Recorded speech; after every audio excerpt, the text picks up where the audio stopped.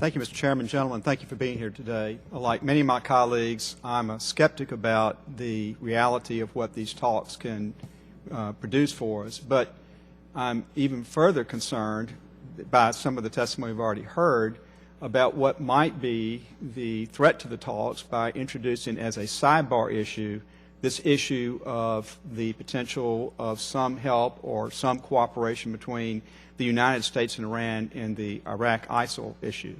Now, I heard, Mr. Toby, you made some pretty strong comments about that.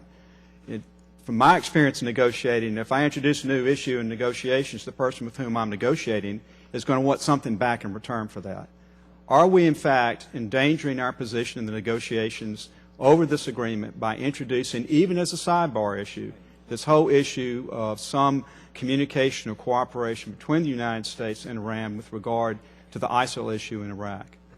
I think, sir, that Iran will be moved to do what they think they need to do to save Prime Minister Maliki and his regime.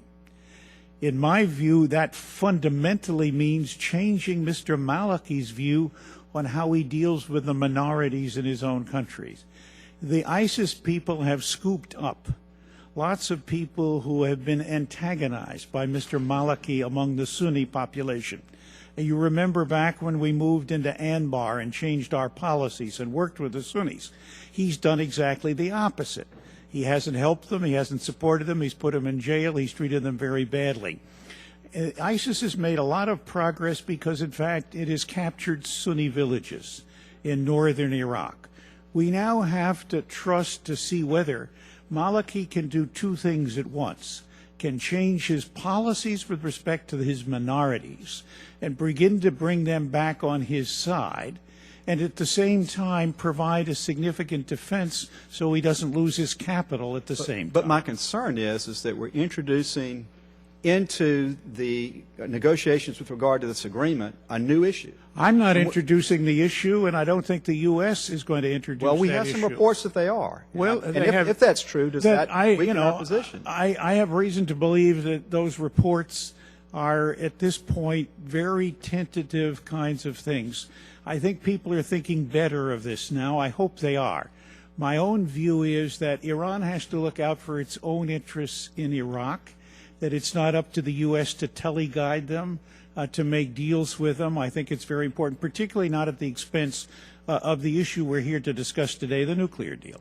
Let me ask Mr. Singh, Mr. Toby to respond to that. What I would say is I think that U.S. officials have tried to clarify that we don't want to see these two issues linked, and I think that's right.